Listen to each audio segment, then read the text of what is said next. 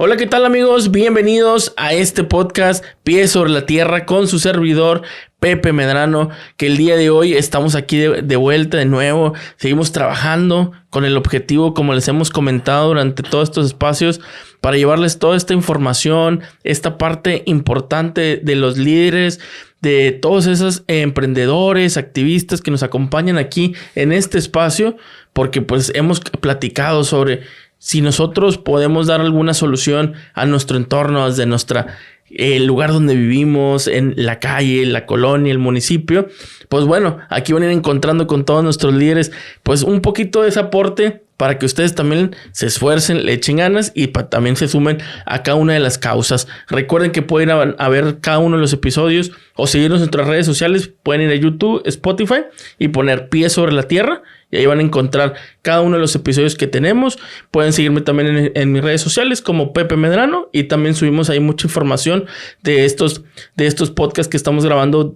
Pues ahora sí, tratando de grabar al menos uno por semana. Y el día de hoy pues no va a ser la excepción. En este episodio número 38 tenemos al ingeniero Moisés López, especialista en políticas públicas urbanas, editorialista, consultor, ingeniero civil, activista y muchas otras cosas más. ¿Cómo está, ingeniero Moisés? Bien, gracias. Contento de estar contigo y con tu auditorio. No, muchas gracias a usted por darse el tiempo y el espacio y en un tema que pues ahorita está tomando mucha relevancia aquí en Nuevo León, que es el tema pues de la parte de la movilidad, que a lo mejor para muchos, pues el que nos pueden estar escuchando y viendo, pues son afectados directamente o indirectamente. Entonces, pero primero me gustaría ir conociendo un poquito más sobre usted, de ingeniero civil, a dedicarse a esta parte de políticas públicas urbanas. ¿Cómo fue ese? ¿Está como raro? Pues así como cómo lo fue llevando eso, ese camino, ¿verdad? Mira, la vida. Yo soy ingeniero civil, efectivamente. Y como todo ingeniero, lo que piensas es construir obra civil. Lo hice en algún momento de bajo nivel. Muy rápido, a través de un posgrado, me empecé a especializar en temas de ingeniería de tránsito con una maestría.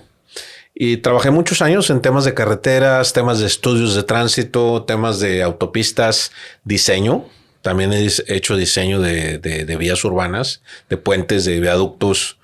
Todo eso lo hice. Pero con el tiempo me empecé a dar cuenta que, pues sí, son grandes, son aparatosos, son espectaculares. Y es una sensación extraordinaria ver cosas que uno concibe o ayuda a concebir. Nunca son obras de una sola persona, ya funcionando y operando. Pero eso de pronto pues no mejora las cosas. No son varitas mágicas.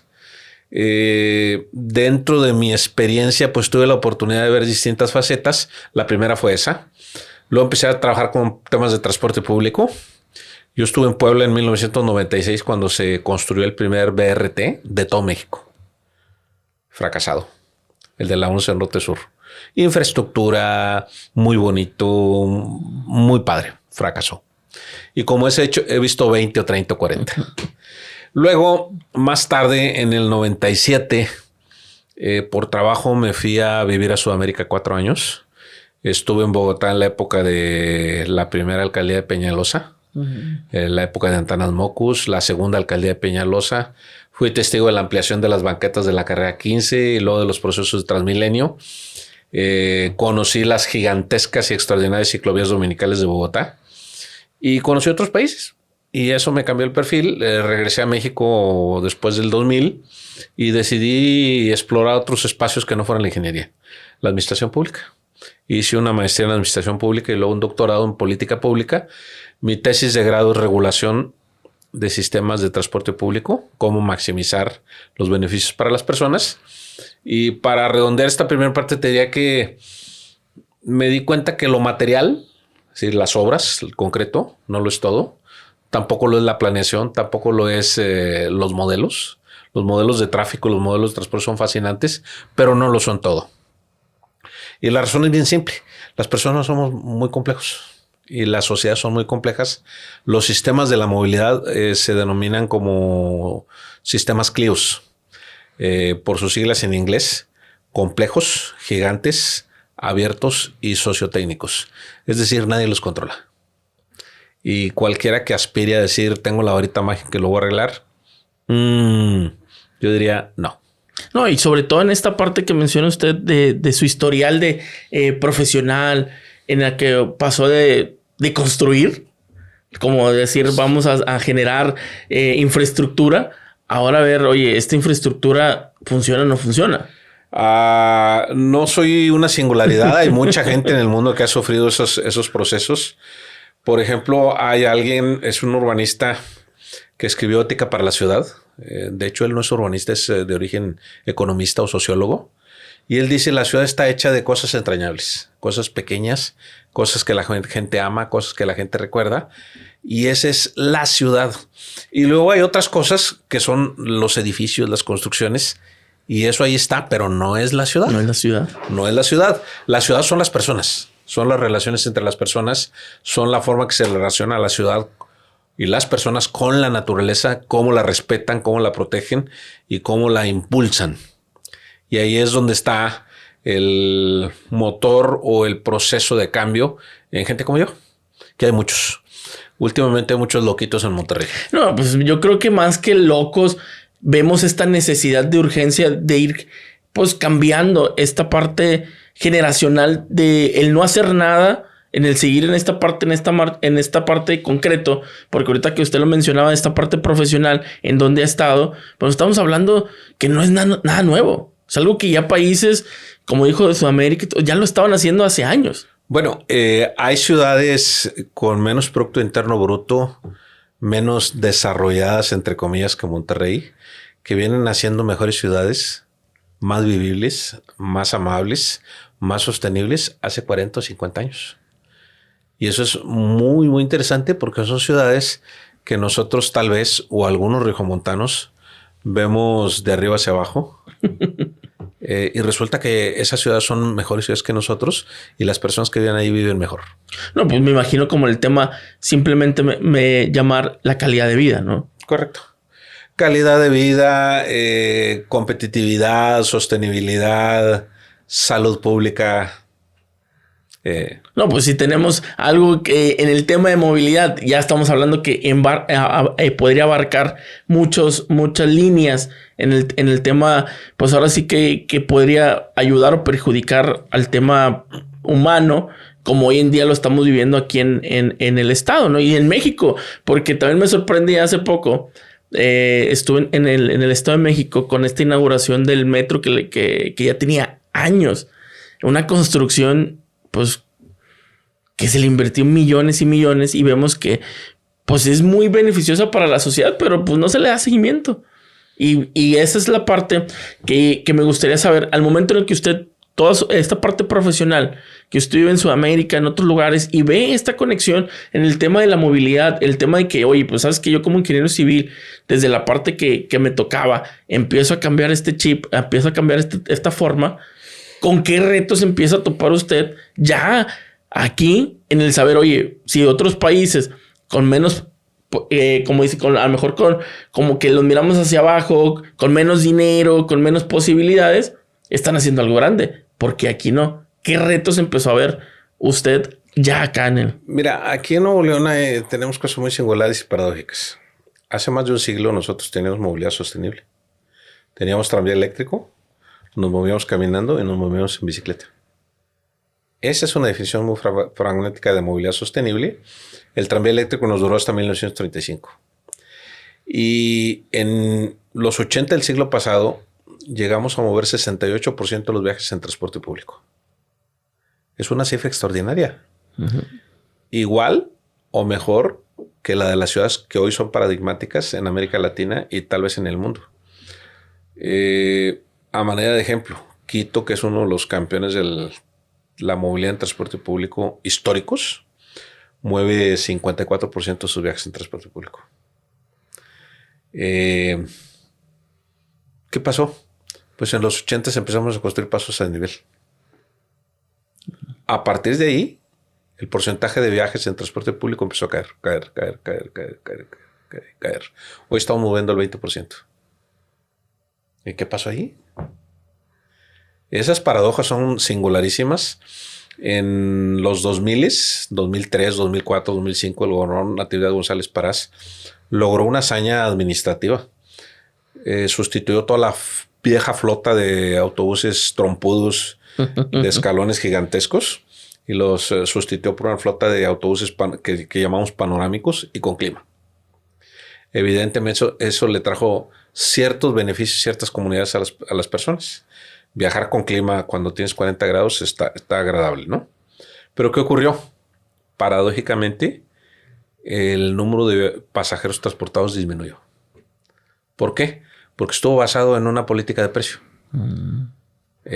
Luego otro gobernador decidió que la tarifa era muy alta, que no podía hacer que la gente sufriera tanto y pagara tanto, y dijo la voy a mantener congelada, y eso hizo que la oferta cayera. O sea, teníamos 5,500 autobuses. Hoy, si acaso, tenemos 3,000, 3,200. El número exacto no lo sabemos.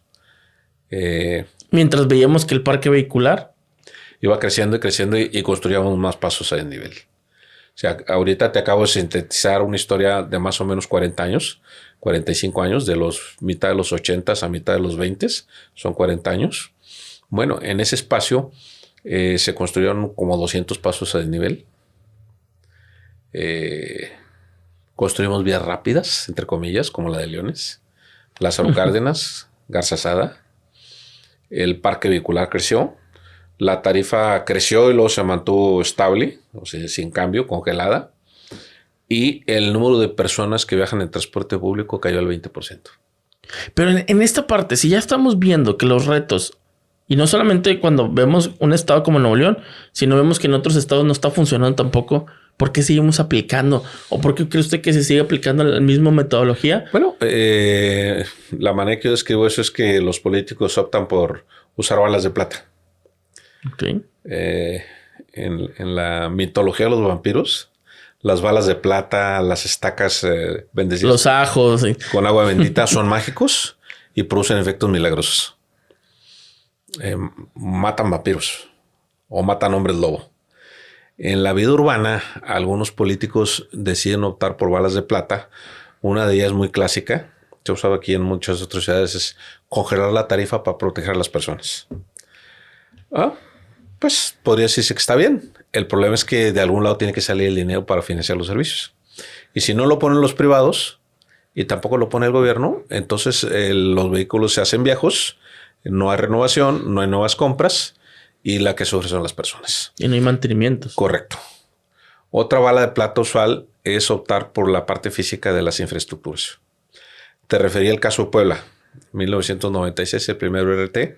Más o menos por esa época hubo otro BRT en Ciudad Juárez y fracasaron. ¿Por qué? Porque lo primero que se lanzó fue la infraestructura, pero no la parte institucional, no la parte de regulación, no los acuerdos con los prestadores, y los gobiernos normalmente no quieren pagar ese precio.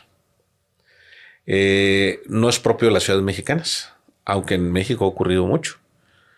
Igual ocurrió con la troncal Aguas Blancas de Cali, que se construyó y nunca se funcionó, con la antigua troncal Caracas de Bogotá.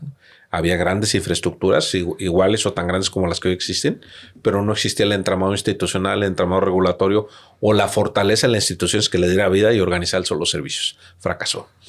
Hay casos muy, muy extremos. Lima, Perú, duró 10, 12 años con una línea de metro construida, talleres, patios, vehículos sin operar. Sacaban a pasear los trenes con paseos escolares. Quito tiene 5 años que terminó su proyecto, 2 con todo listo, y el último año ha estado haciendo pruebas, pero todavía no entra en servicio regular. Entonces son gigantescas inversiones. ¿Por qué se hace? Bueno, pues porque los políticos apuestan a lo vistoso, a la infraestructura, a lo tangible, pero no al entramado del sistema. ¿Cuál es el entramado del sistema? La disposición de las personas para usar un servicio.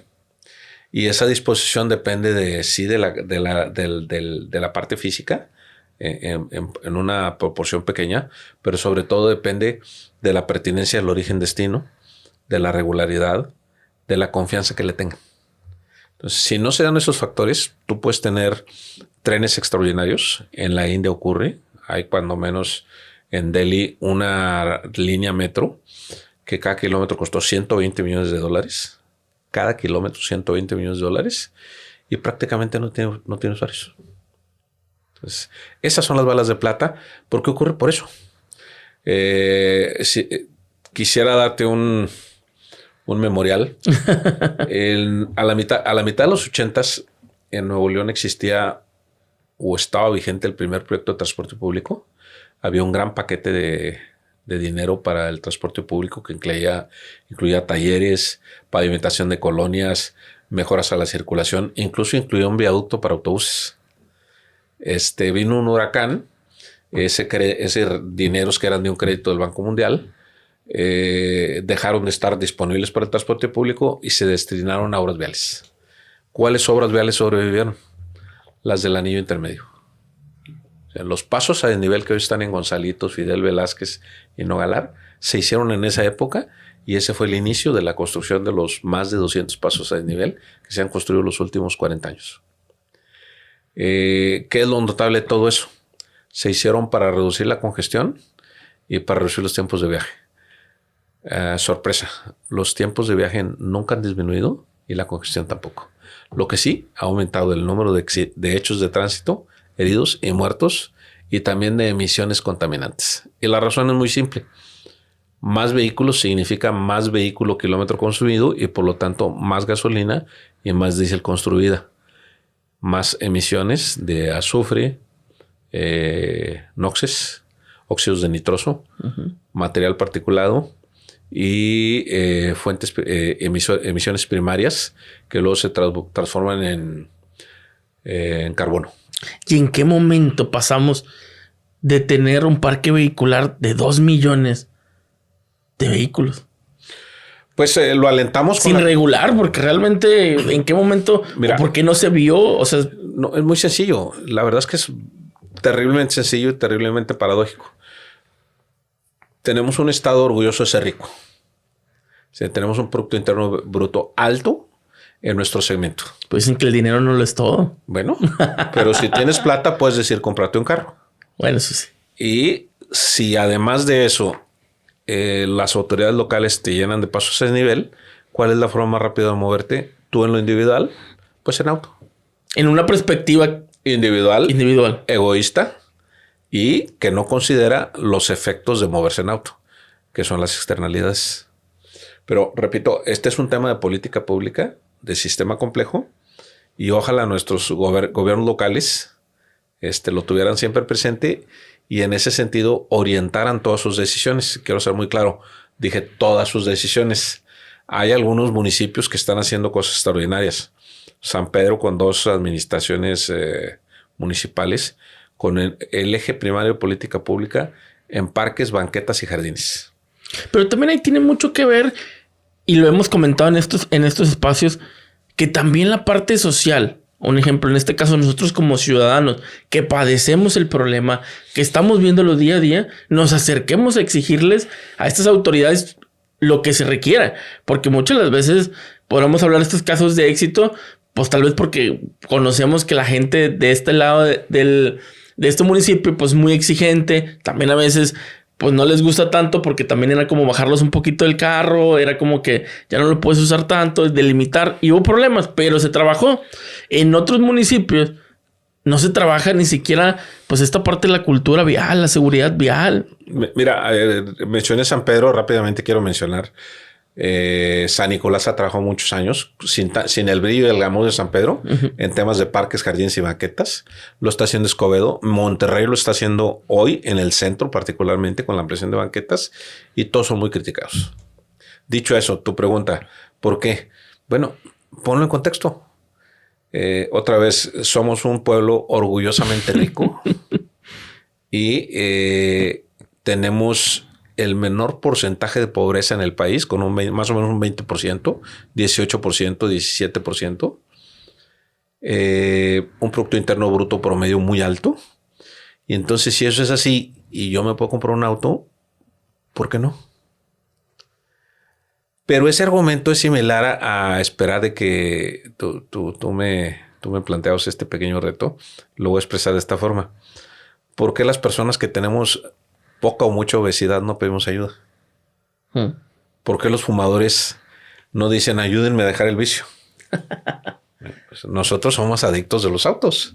Entonces, ¿por qué si sabemos que eso hace daño, no lo dejamos? Sí, porque cada vez queremos el más nuevo, el mejor. Sí, correcto. Y el enfoque que han seguido otras sociedades es bien simple. O yo no te puedo prohibir que no tengas un auto, que no lo compres. Si tú tienes dinero, está en el ámbito de tus libertades comprarlo y usarlo.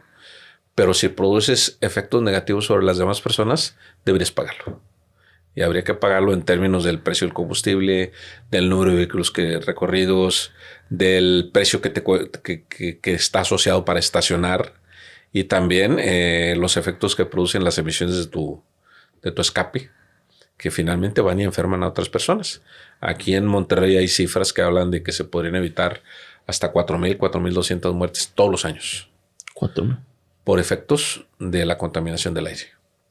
Y no se diga del tema de accidentes, heridos, muertes, ¿no? Hechos de tránsito, no accidentes porque son evitables, heridos y muertos, que somos desorgullosamente el primer lugar hace muchos años en el nivel país. Esos son efectos indeseables de moverse en auto. No, y lo vemos como usted dice, los accidentes. A la primera lluviecita que tenemos aquí en la ciudad, por más mínima que sea, pues por eso somos el primer lugar. Y no son choques o accidentes de gran impacto, son muchos por alcance, por el tema de no tener esa cultura, de no tener esa precaución, y de ahí parte también a tener estos problemas también de decesos. Sí, correcto. Porque pues hace poco el último caso muy sonado, ahora aquí en la Huasteca, cuando una ciclista y por negligencia de una persona con un automóvil en efectos de estado de ebriedad, pues resulta que... Pues sí. Y estando en un parque, o sea, ya vamos a un extremo, ¿verdad? Bueno, pero si yo tengo plata y me puedo comprar un auto y si el gobierno me ofrece pasos de nivel y el mensaje que me da a través del ejercicio de la función pública o de la publicidad es que las calles son progreso, ¿por qué no? ¿Por qué los voy a rechazar? ¿Por qué voy a ir despacito si ya me abrieron 5 pasos de nivel? ¿Qué es el siguiente punto? Realmente en la ciudad estamos creciendo descomunalmente.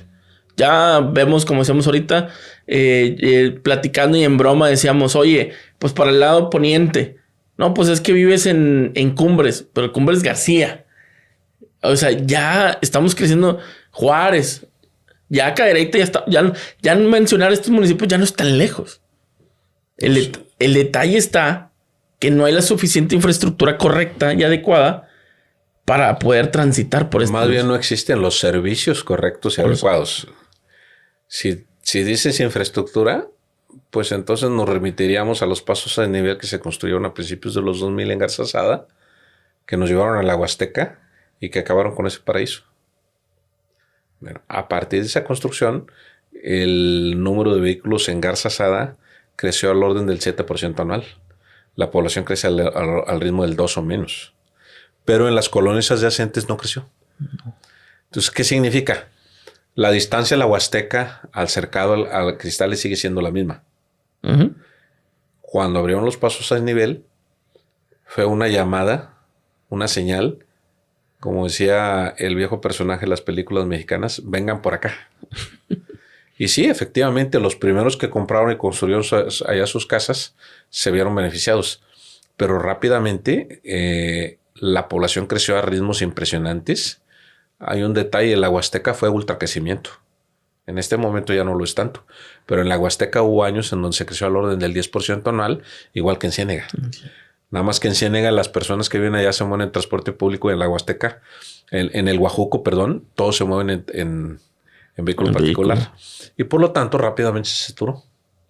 Entonces, si mañana se construye un segundo piso en Garzasada con la idea de aliviar la congestión, lo que va a ocurrir es que la ciudad se va a extender hasta Villa Santiago y más allá, y vamos a seguir con los mismos niveles de congestión y con los mismos niveles de tiempo, y los tiempos van a crecer. Simplemente porque el fenómeno de la demanda inducida siempre le va a ganar a la infraestructura. Siempre. Y dentro del desarrollo que hoy vemos en día en la ciudad, en donde se hablan de nuevas líneas del metro, en donde se hablan de nuevas formas de transportarse, inversiones en movilidad, Porque esto es la parte sencilla. Ahorita vamos a la parte compleja, que es la que se anuncia que es un viaducto, que si es esto, pero en la otra parte yo considero que vamos caminando, ¿no? Pues yo antes de entrar a responder esa pregunta, quisiera decirte que el fondo de todo esto es el modelo de ciudad, es decir, dónde se localiza la población y sus actividades. Y ese es un tema a largo plazo que no cae en la categoría de balas de plata. Porque es largo plazo. A nadie le interesa apostarle al futuro políticamente hablando, ¿no? Y por lo tanto, nuestra ciudad es ajena a la idea de la ciudad de 15 minutos, que no es más que zonas en donde existan suficientes servicios y suficientes satisfactorios para que la gente no se pueda mover, no se tenga que mover o se tenga que mover menos en largos itinerarios. Otra vez, eso es paradójico y singular porque en todo nuestro entramado legal ya existen las disposiciones para hablar de ciudad con proximidad, con usos mixtos, con alta densidad, con la pirámide en la movilidad. Ahí está ya todo el entramado legal. Tú lo puedes ver en la Ley de Desarrollo Urbano, en la movilidad, en la calidad del aire. Ahí está. Y también en todas las disposiciones municipales. Sin embargo, pues ahí no hay énfasis, no hay una gran cantidad de dinero destinado a producir eso. Repito, ¿por qué? Porque es una evolución de largo plazo y a nadie le interesa. No es una bala de plata. Tu pregunta, ¿vamos bien? Mira, no se puede negar que si hay autobuses de piso bajo que funcionan con gas natural, eso está bien. Es un avance. Se puede entender como un avance, sí. Y seguramente las personas que utilizan esos servicios se ven beneficiadas. Es un avance sostenible en el tiempo y suficiente para sacarnos de la peor crisis del transporte público en toda la historia de Monterrey. No lo sabemos. La razón es muy simple. Mira los números. En los 80 se movía el 68% de los viajes en transporte público, en autobuses contaminantes, feos y desagradables. Y hoy un tercio de los autobuses que hay en el área metropolitana son de piso bajo gas natural, más o menos 1,000 unidades. Todavía faltan otras 600 o 800 por llegar. Pero solo se mueve el 20% de los viajes. ¿Ese es un avance? Bueno, pero hablando del tema de que ya muchos las atribuciones de querer un vehículo se vuelve también una necesidad ya básica en muchas de las familias de hoy en día. O el mismo Estado lo volvió una necesidad. Repito, en términos de política pública, en términos de competencias o de regulación o entramado legal de la administración pública, el concepto es relativamente sencillo. Son servicios públicos y los servicios públicos deben ser progresivos. ¿Qué significa progresivos? Más, siempre más, nunca menos. ¿Sí? Siempre mejores. Correcto. Y en este caso, sí, hay autobuses de piso bajo, con clima, con gas natural, pero que no tienen más personas utilizándolos. Esa es una paradoja. Igual, el tema del agua potable. Hoy tenemos una cobertura del 98-99% y estamos contentos porque hay un nuevo acueducto, pero no tenemos más agua. Y tenemos muchas horas del día sin agua. Sí, ahí están los tubos, pero están vacíos. Lo mismo en el transporte. Ahí están los autobuses, pero hoy están transportando menos pasajeros por unidad que los que se transportaban hace 15, 20 o 30 años. Entonces, si bien la parte física es buena, el producto final, que es el servicio a las personas, no se está dando. Sí, en los últimos 5, 6, 7 años desaparecieron 60, 70 rutas y salieron del sistema cuando menos 2,000 o 2,200 o 2,300 autobuses. Con los mecanismos de arrendamiento que está utilizando el gobierno del estado, se han empezado a reponer el número de unidades, pero no sabemos si en 3 o 4 años el gobierno del estado va a seguir supliendo ese número de unidades. Antes se hacía a través de un modelo de negocios en donde los privados hacían la provisión de los vehículos y ellos de por sí solo en ese sistema sustituían 500 unidades todos los años, que son más o menos las mismas 500 unidades que ha sustituido el gobierno en promedio en estos 2 años. Sí, pero a ver cuánto va a ser sostenible. No sabemos. Ese es el tema. Entonces, entre tanto no veamos que tenemos más personas a bordo de las unidades, tenemos que decir que qué bueno que hay autobuses de piso bajo, con gas natural, con clima, pero eso todavía no significa que la política pública es buena. El otro ejemplo, dado que me lo pusiste en la mesa y me lo preguntaste específicamente, las 4 líneas metro. El único documento más o menos público que se conoce dice que esas líneas, las que están ahora en construcción, van a manejar 250,000 pasajeros diarios. Eso representa el 1 o el 2% de todos los viajes de la área metropolitana. Dice, ¿de cuántos? Bueno, hace 8 años teníamos 34%, hoy tenemos 20%. Significa que si efectivamente se da, que no lo sabemos, vamos a tener 22%. ¿Eso es bueno o es malo? Pues está muy lejos del 34% y está a años luz del 68% que teníamos en los 80s con esos autobuses feos y trompudos y contaminantes. Sí, pero como comentaste en el tema de los 80s, la población no era la que hoy teníamos. Hoy tenemos mucha gente viajando de otros estados por ser ese rancho o ese pueblo rico, venir a buscar esa oportunidad de este estado, que eso nos genera también pues una sobrepoblación y una falta de oportunidades también en estos temas, ¿no? Pepe, tú eres demasiado joven para saberlo, pero quiero señalarte que hemos sido el pueblo rico, cuando menos desde la Segunda Guerra Mundial. Siempre hemos tenido esos fenómenos de migración. Yo soy migrante. Yo soy regiomontano por decisión. Vine aquí a mitad de los 80s y aquí me quedé. O sea, ese fenómeno de migración siempre ha existido. Los problemas que hoy tenemos no son por la migración. Ok. Son por decisiones equivocadas de nuestras administraciones públicas que muchas veces se han orientado en general a políticas de consumo de bienes naturales. Suelo, bosques, praderas, agua, etcétera, etcétera.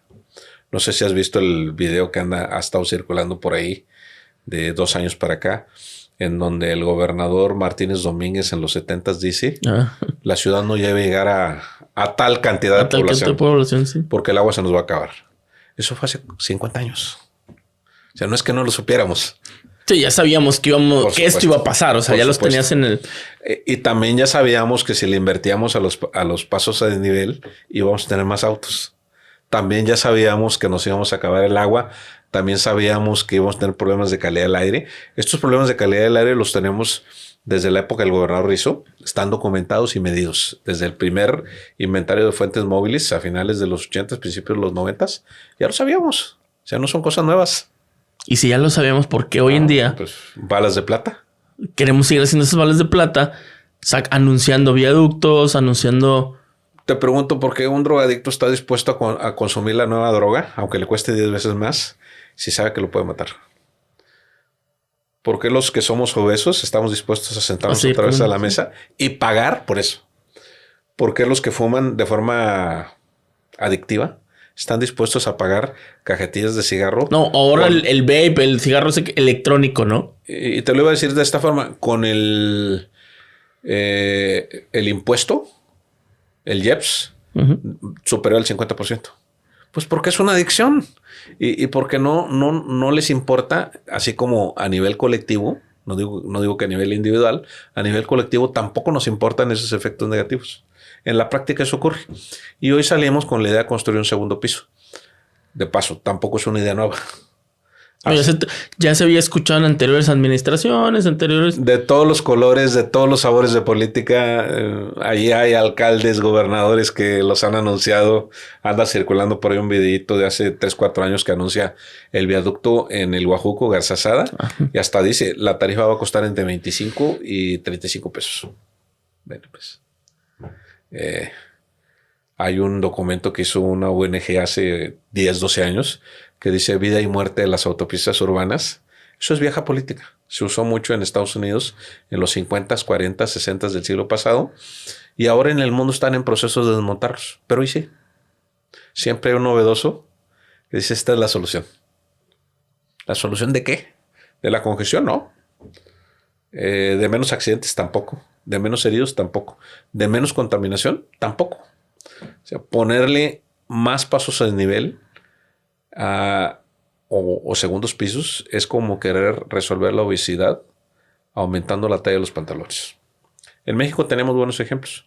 Los segundos pisos de la Ciudad de México, especialmente los del periférico, antes de los segundos pisos había 210 mil vehículos diarios ahí. Hoy es posible que existan 270, 280, 300 mil. ¿Cuántos van arriba? Pues depende del tramo, 10%, o sea, 20 mil vehículos diarios, tal vez 15. Supongo yo que es posible que en algún tramo haya 20 mil vehículos diarios. Para resolver la congestión, no funcionó. ¿Eso produce menos contaminación? Tampoco. ¿Qué sí produce? Utilidades para un privado. Y como la Ciudad de México es tan grande y hay segmentos de población suficientemente ricos, hay personas que están dispuestas a pagarlo. Aquí no hay suficiente información, no se conocen los estudios, hasta donde se sabe no son públicos. De lo poco que se sabe es que sería de cuota 17 kilómetros del Santa Catarina al aeropuerto, y es posible que cada kilómetro cueste 10 pesos o de ese orden, que es más o menos el orden de lo que cuestan los segundos pisos de la Ciudad de México. En la Ciudad de México esos servicios cuestan entre 7, 8, 10 pesos por cada kilómetro. Eso significa que si tú vives en Santa Catarina y quieres ir al aeropuerto, te puede costar 170 pesos, más la cuota del volver al aeropuerto. Ah, sí, porque esa no te la van a perdonar. No, por supuesto que no. Nadie perdona eso. Entonces, mira, Pepe, yo creo que si tú vives en Santa Catarina y vas a la Ciudad de México en avión 2 veces al año, yo creo que podrías estar dispuesto a pagarlo. Sobre todo si vas con el tiempo quemado. 250 pesos, pues tú puedes ir 1 vez al año, 2 veces al año, está bien. Pero si eres un empleado del aeropuerto y quieres utilizar todos los días, es poco probable que lo hagas. De hecho, tu presupuesto no te va a alcanzar para eso. Tú no puedes pagar 170 pesos diarios para ir a trabajar. No tiene sentido, ¿verdad? No, ningún sentido. Otra cosa que no tiene sentido es construir un viaducto para los autos a 180 metros del sitio donde estás construyendo una línea de metro. Es que es margen sur del río, Santa Catarina, la propuesta es viaducto elevado para los autos. Margen norte, un metro. Un metro. Pero la expectativa ideal sería que quienes viajan hoy en auto usaran el transporte. Correcto. Pero obviamente si tú le ofreces a alguien que está en San Pedro Garza García, te vas en metro al aeropuerto o te vas en tu auto. Último modelo. La media de los ingresos de los habitantes de San Pedro, según las encuestas ingreso-gasto, podría estar en 30 salarios mínimos por mes. La media en Nuevo León es de 2. Entonces, si tú ganas 2 salarios mínimos, tú no te puedes dar el lujo de pagar una cuota de 170 pesos. Pero si ganas 30 o más, por supuesto que te lo puedes dar. Aunque te ofrezcan un metro o un monorriel o un transatlántico, vas a preferir irte en tu auto por comodidad, por seguridad o por lo que tú quieras. Entonces es un poquito raro y extraño ese razonamiento. Y bueno, hay otras cosas. Por ejemplo, la permeabilidad entre la zona norte y la zona sur, el acceso a esas infraestructuras o a esos servicios que se proponen. Imagínate si tú vives en la colonia Independencia y quieres ir al metro en la margen norte del río, ¿cómo lo vas a hacer? Ahorita es complicado, pero si en 2 años tienes, además de la parte de abajo, una calle de alta velocidad que es Morones Prieto, arriba tienes un viaducto, ¿cómo vas a ir desde la colonia Independencia a tomar el metro en la margen norte del... A utilizar el transporte público? ¿Cómo lo vas a hacer? Que luego eso es una pelea en muchas de las zonas porque no es accesible el transporte público todavía. Pues... Hay colonias todavía en los municipios que todavía no es accesible, que el transporte público es complicado, que yo creo que antes de empezar en un viaducto es cómo resuelvo primero lo básico, ¿no? Te voy a dar un ejemplo. Hace varios años, lo que antes era la Sedesol, la Sedatu hoy en día, hizo unos estudios bien interesantes de orden socioeconómico y seguridad pública de acceso y de movilidad en los polígonos de más extrema pobreza en Monterrey. Y ahí había dos interesantes. Ahí había más, pero a los que te puedo mencionar ahorita son La Campana Altamira, la Colonia Independencia y lo que se conoce como La Croc o San Bernabé. Ah, sí, para el lado poniente, sí. Uno de los resultados más singulares es que en esas zonas había oferta de transporte público, pero los tiempos de viaje eran muy altos y los costos también. ¿Por qué? Por el acceso. Sí. De la Independencia al centro, una zona poblada al centro con muchos empleos, no es fácil ir caminando, ni en bicicleta. No. Y entonces la gente tenía que caminar muchas cuadras para llegar a una ruta de transporte público, tomar una ruta de transporte público, luego bajarse y volver a caminar. Y por lo tanto, la suma de esos tiempos te daban mucho más altas que en otras zonas de la ciudad, aunque la distancia es muy corta. Ese es el problema de acceso que tú señales. Entonces lo retrotraigo y te vuelvo a preguntar. Imagínate que en 2 años tienes el viaducto elevado en Morones Prieto de cuota, que va a hacer que nuestros amigos de Santa Catarina y San Pedro vayan volando al aeropuerto. ¿Cómo una persona que vive en la Independencia va a cruzar caminando? Sí, sigues bloqueando esa parte accesible, ¿no? Accesibilidad. Correcto. Y ese es el punto central que va en contra de todo el entramado legal, institucional, de modelo de ciudad que está en la Ley de Desarrollo Urbano, en la Ley de Movilidad, en la Ley de Medio Ambiente, en donde dice que hay que privilegiar la proximidad, el acceso, la cercanía, los usos mixtos y la densidad alta. Lo que dicen esas regulaciones es que las ciudades deben ser accesibles, saludables, seguras, cómodas y equitativas, es decir, para todos, no nada más para el que tiene plata. Y nos vemos reflejados en temas donde parece que la balanza se inclina más hacia un costado que para el otro, ¿no? Como siempre ha ocurrido en nuestra ciudad. Puede ser pues en las grandes metrópolis, ¿no? Le damos beneficios. En la nuestra de forma significativa. Hay ciudades en donde se ha declarado abiertamente que son equitativas y tienen programas para que eso sea así. Por ejemplo, en París existe algo que se llama los planes de proximidad de acceso y entonces las autoridades locales invierten en espacio público, en banquetas seguras, amplias, cómodas, arboladas, con iluminación, para que la gente pueda llegar a las líneas metro. Compáralo y contrástalo con lo que ocurre aquí. No, aquí sobre todo una línea de metro o ir a una de aquí al menos del centro de la ciudad donde estamos, hasta miedo da. Bueno, la línea 1, que probablemente no es el mejor ejemplo porque hace parte de otra época, se construyó sin ascensores, sin escaleras, inaccesible. Es de otra época. Hoy día ya no se podría construir así. Pero igual tú vas a la Ecovía, que se construyó 30 años después, y no se invirtió nada en banquetas, en proximidad, en acceso. De estas líneas que hoy se están construyendo, no sabemos cómo va a ser esa proximidad y ese acceso. Vamos, hay algunas ideas de dónde van a estar las estaciones, pero hasta donde se sabe no hay dineros destinados para que efectivamente el acceso real, seguro, cómodo, eficiente en esos lugares se dé. ¿Tú crees que hoy en día urge o es necesario uno y no circula? Lo que yo creo es que las ciudades paradigmáticas del mundo están en otro momento y están intentando medidas de gestión de la demanda y han dejado de lado todo lo que tiene que ver con concreto y con obra física para resolver los temas de movilidad. El hoy uno circula es una medida de gestión de la demanda, pero hay muchas otras, muchísimas otras, que ya existen en el mundo, que han sido muy exitosas. Por ejemplo, cargos por congestión existe en Londres, existe en Estocolmo, existe en Singapur hace muchísimos años. El de Londres fue exitosísimo.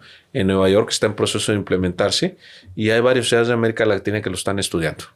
Eso puede ser en distintas modalidades. Existe otra modalidad que se llama cargos por contaminar, que básicamente preservan las libertades, pero capturan las externalidades. O sea, tú quieres ir al centro de la ciudad en auto, puedes ir, nada más que te va a costar. Y ese extra, lo que te cobran, se destina a parques, jardines, bicicletas, banquetas, transporte público. El caso de Charging Congestion en Londres, en su primer año de operación, tuvo 80 millones de libras esterlinas de utilidad. ¿Y a qué se destinó? A transporte público, a banquetas y a bicicletas. Eso es extraordinario, ¿no? Sí, o sea, es algo, se ve la inversión. Y la lógica. Ok, tú quieres seguir fumando, bueno, paga los gastos que provocas, Que vas ¿no? a provocar, ¿no? ¿Quieres seguir andando en auto generando congestión y contaminación? Bueno, aporta para que otros se muevan de otra forma, ¿no? Porque aquí vemos en la ciudad y luego me sorprende porque te incorporas en las horas pico, que ya casi ya no existen esas horas pico, ya tenemos tráfico en todo momento, y volteas a ver o ves tú y dices tú, oye, en cada lado que ves, cada compañero, cada carro que va alrededor tuyo, solamente ves que va una persona. Y vamos una persona por vehículo. Vamos una persona por vehículo y queremos que exista un cajón de estacionamiento libre a donde yo voy. Y en mi casa, aunque por ley debo tener un espacio para estacionamiento, lo ocupé como bodega, lo ocupé como tienda o lo ocupé para tener mi sala o mis refrigeradores o lo que tú quieras y quiero estacionar en la calle. Esas son externalidades, son rarezas, son singularidades que no deberían existir. Pero bueno, mira, hay un montón de cosas. En el mundo están intentando cargos por congestión, cargos por contaminar. Se está intentando, como en España, que la tarifa de estacionamiento en la vía pública sea variable en función de la congestión o de la contaminación, o se están intentando zonas libres de emisiones contaminantes, en donde, listo, tú quieres ir en auto, te puedes mover en auto, pero tienes que pagar. ¿Qué se ofrece en contraste? Bueno, la autoridad dice, yo aquí voy a proveer transporte público, metro, cable, bicicletas eléctricas u otro tipo de transporte de nivel local. Pero si te fijas, el cambio fundamental es que dejas de esperar que la gente resuelva de por sí sola desde la perspectiva individual, tal vez egoísta, y tú provees lo necesario para que la gente se mueva. No, y de ahí partimos que el hecho es que no hay alternativas de movilidad, más las básicas que siempre conocemos. En nuestra ciudad, sí. Pero nuestra ciudad no tiene sistema de bicicletas públicas. Todavía no acabamos de tener un sistema integrado con un medio de pago común, amplio, vasto, etcétera, etcétera, etcétera. No tenemos grandes terminales de transporte público, no tenemos grandes terminales de transferencia, no tenemos carriles exclusivos, etcétera, etcétera, etcétera. Así que en la lógica individual es normal decidir irse en auto.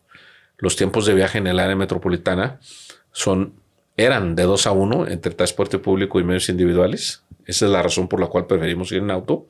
Pero ese margen se ha ido ampliando porque el transporte público se ha ido deteriorando. En fin, déjame completarte. Hay otras formas de hacer movilidad sin hacer infraestructura. Por ejemplo, una de ellas es montar un sistema de bicicletas que con tecnología funcionen como alimentadores del sistema metro. Hay carriles exclusivos sin infraestructura exclusiva que se gestionan a través de cámaras y sistemas de información. Y hay ciudades de América Latina como Sao Paulo o Quito que los utilizan. Ya existen. No cuestan. O sea, si pones en perspectiva lo que puede costar un carril exclusivo de transporte público con tecnología, es decir, sin infraestructura física, y lo comparas con lo que cuesta 1 kilómetro de metro, son inversiones abismales con beneficios radicalmente diferentes y socialmente, yo diría, hasta excluyentes. En Monterrey, cada kilómetro de metro nos cuesta el orden de $70 millones. Un carril exclusivo para transporte público costaría la centésima parte de eso o menos. ¿Sí? ¿Por qué no lo hacemos? Porque exige esfuerzos de gestión que se apartan del concepto de bala de plata. Sí, tú no vas a ver el entramado tecnológico ni de regulación atrás de un carril exclusivo de transporte público. Pero funcionan.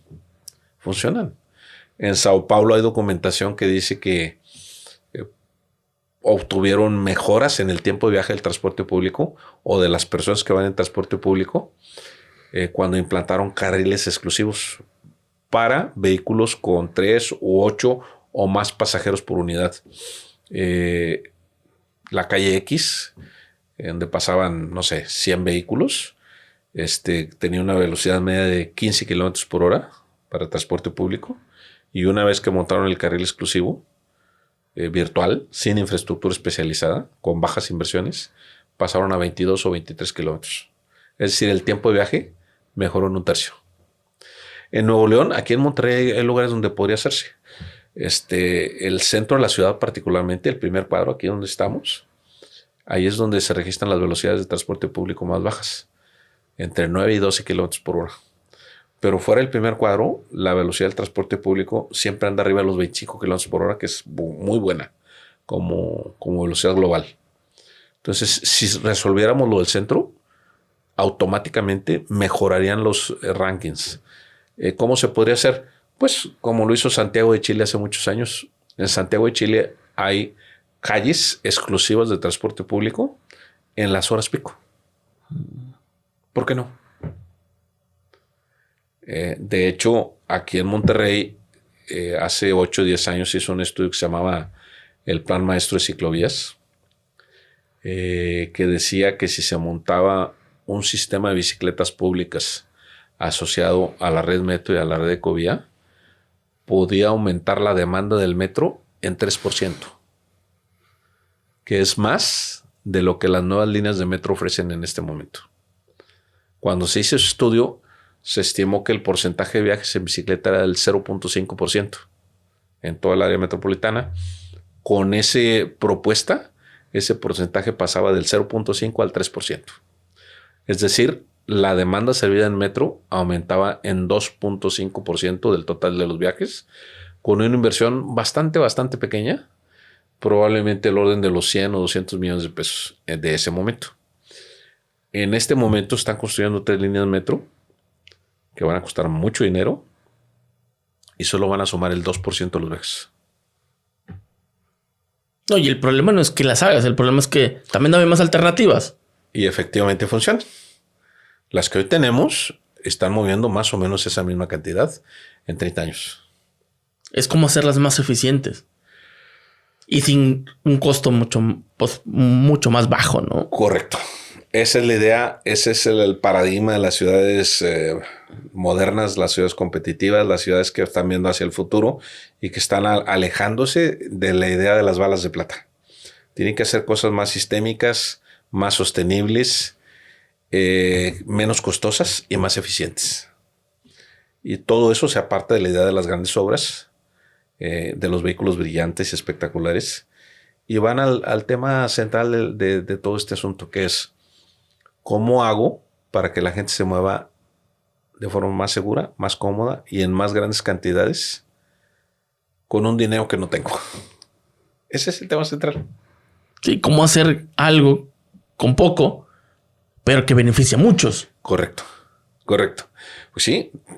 Porque no todo es que me tenga que costar. No, y más aún, si viene un inversionista que dice no te preocupes, yo pongo el dinero para hacer un viaducto de cuota. ¿Por qué? Porque tengo la plata. Lo único que necesito es un contrato de 40, 50 años garantizado. Pues seguramente los hay. Pero eso no es la solución para los que no pueden moverse hoy. Es una solución, entre comillas, para los que ya se mueven bien y además tienen plata para pagar cuotas. Sí, estás haciendo un servicio privatizado. Cuando la movilidad, pues ya hablamos de tiene que ser accesible para todos en una ciudad, ¿no? Correcto. Y ahí de esa parte, para ir ya cerrando un poquito más, porque hay un tema también que me gustaría tomar contigo, que es la parte de la electromovilidad, que es un tema que yo sé que, mira, hagamos como que la primera parte, porque te tengo que volver a invitar, porque la parte que hoy se viene más es cómo utilizamos esta parte de la electromovilidad. Bueno. Y creo yo que se está poniendo como más de moda que el hecho de cómo lo podemos ya aplicar en las grandes ciudades. Lo primero que yo te diría es, Ok, hablemos de electromovilidad. Y la segunda cosa que te preguntaría es, ¿de qué parte de la electromovilidad quieres que hablemos? Porque si me estás hablando de construir vehículos eléctricos, bueno, yo te diría que en México hay ya, en este momento, 4 o 5 plantas que en conjunto podrían estar produciendo más de 1 millón de vehículos eléctricos. ¿La accesibilidad a eso? Pues no, esos vehículos se van de exportación, no se quedan en México. Sí, hay una planta en la Ciudad de México que produce 400,000 vehículos y otra en Sonora que produce 200,000, qué sé yo. Y en el Estado de México hay otra, en Puebla hay otra, en el Estado de Hidalgo hay otra. Cada vez son más instalaciones de ese tipo. Pero los vehículos no se quedan en México. Se mandan al extranjero. ¿Por qué?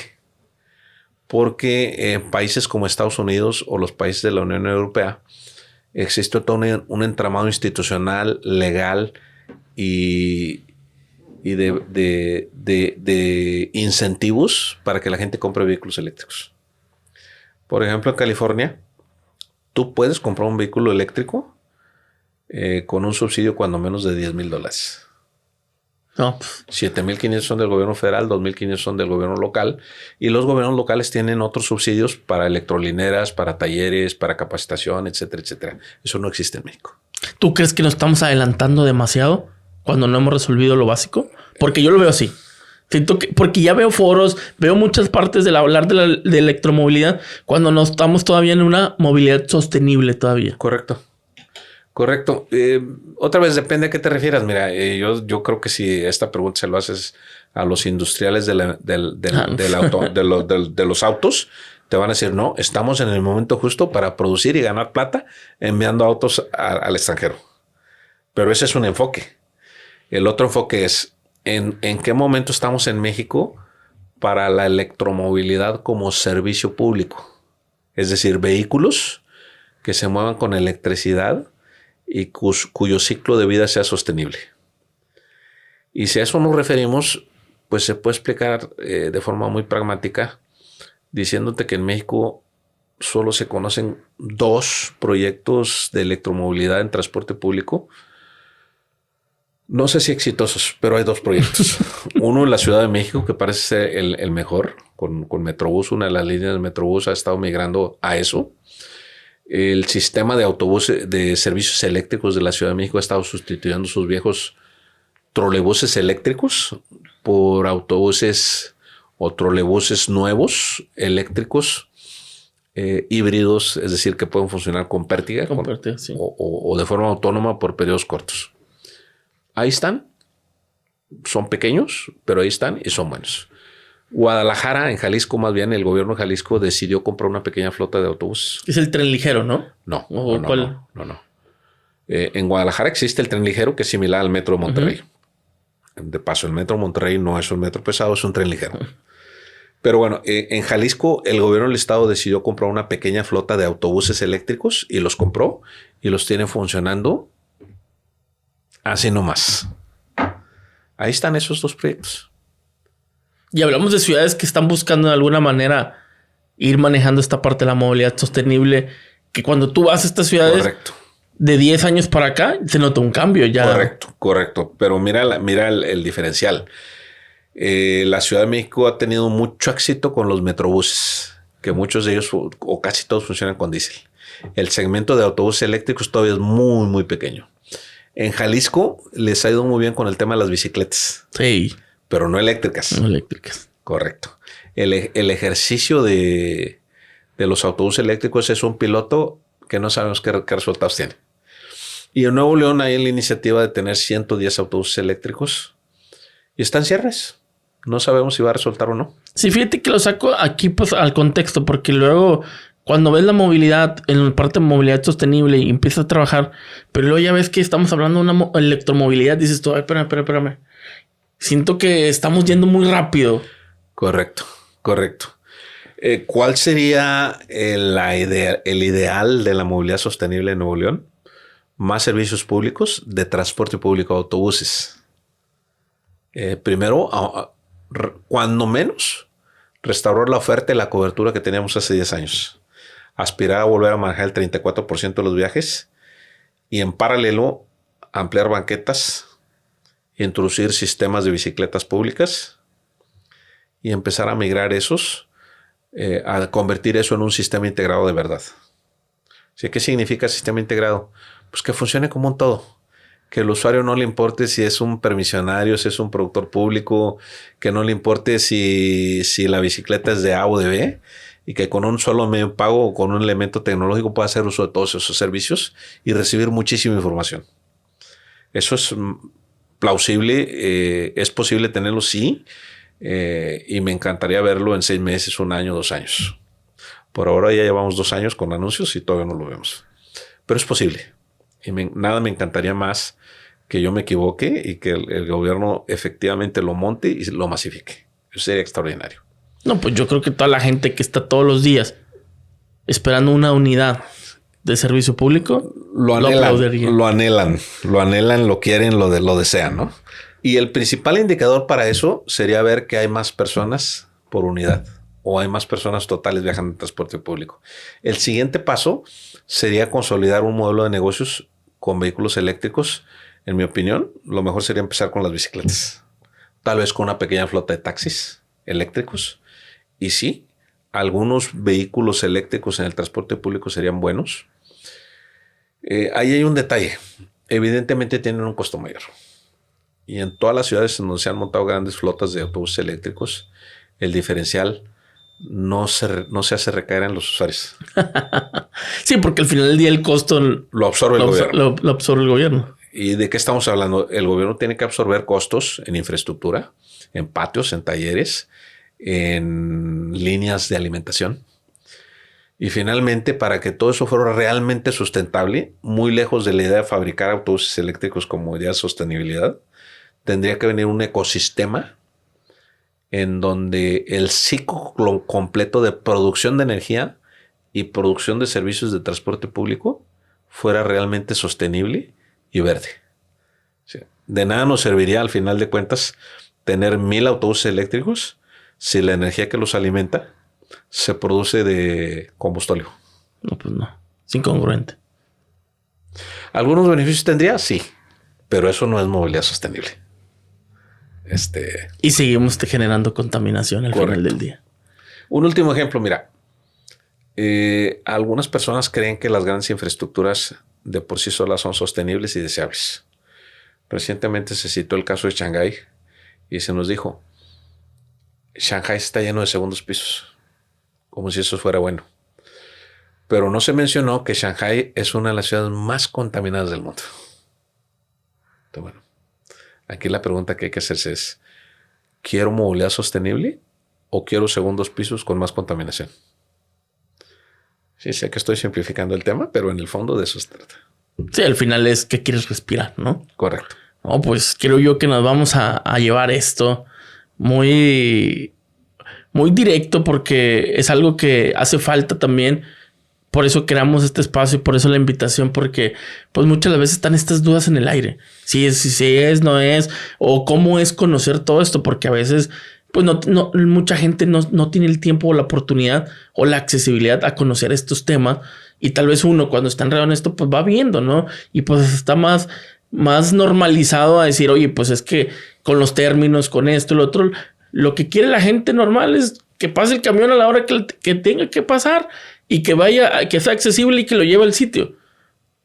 Claro que todo eso conlleva toda una programación, logística, un gran esfuerzo que no tiene que ver con lo físico, tiene que ver con las capacidades de regulación, con las capacidades de planeación y con las capacidades de administración de tecnologías. Para nosotros como usuarios, el paraíso se da cuando yo tengo que salir a las 8:10 y a las 8:05 miro la aplicación de mi teléfono para saber a cuántos minutos está el autobús que estoy esperando. Exacto. Ahí es cuando podemos hablar de movilidad eficiente, sostenible, etcétera, etcétera. Y claro, si en ese contexto hay un autobús de piso bajo con gas natural seguro, pues es el paraíso, ¿no? Es una segunda.